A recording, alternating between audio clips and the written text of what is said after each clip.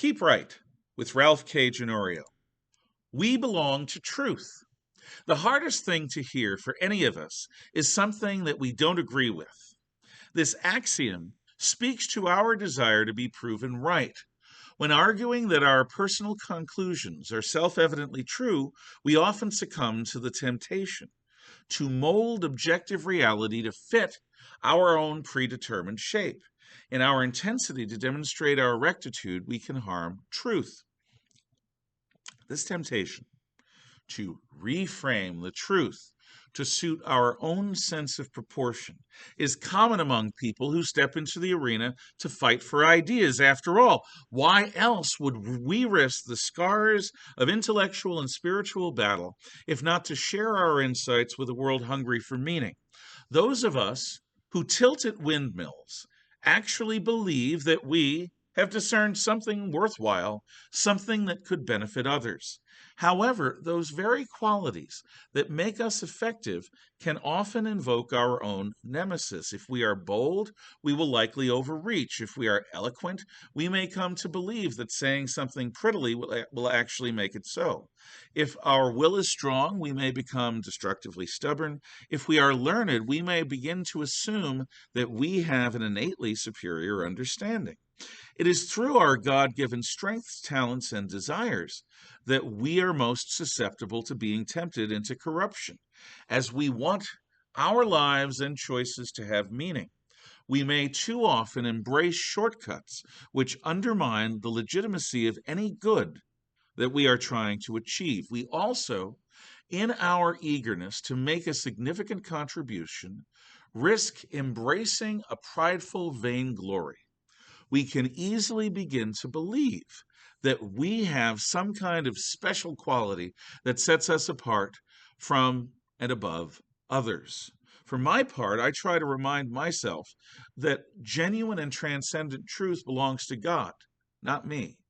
Like the life He has given me, my talents and intuitions are temporary gifts bestowed for me to use on His behalf in the many struggles of my very human life. As Rush Limbaugh used to say, any talent that I have is on loan from God. Tragically, deeply dedicated people often claim ownership not only of their personal talents, but also of the institutions in which they participate. Consider the example of a church community that has been hemorrhaging membership for decades. A new member or a new pastor introduces a new idea about how to worship or how business might be conducted, an idea at variance with recent practice. Not in my church, people say, rejecting it. Now, to be clear, this example is not necessarily about a progressive novelty being introduced to a staid and reactionary church.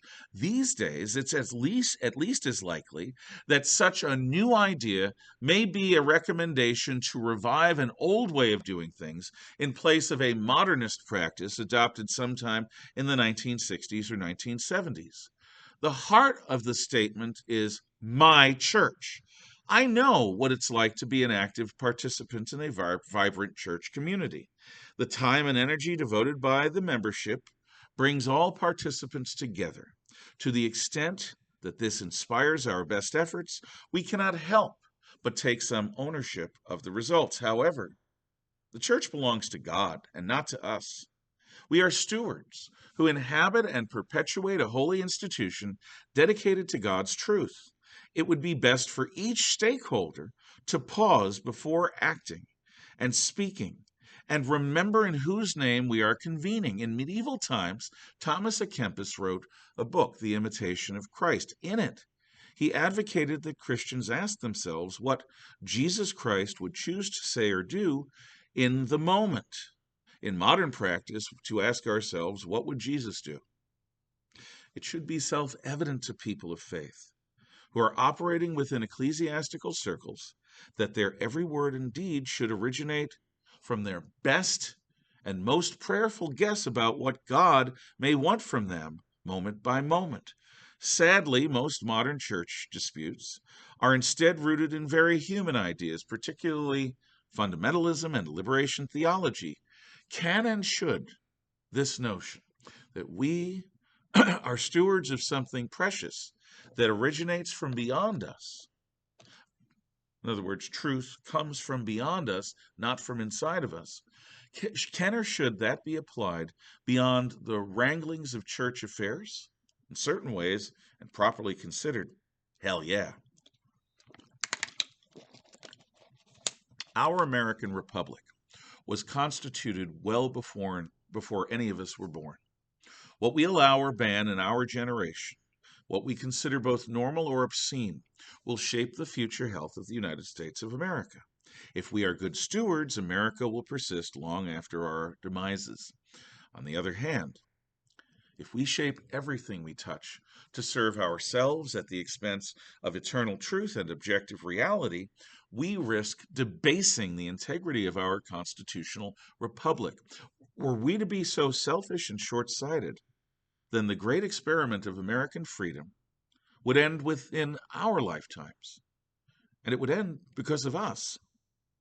To be worthy of the gifts we have been given, to have the opportunity to bequeath those blessings to future generations, we must not indulge in the deadly delusion that truth is ours to do with as we wish.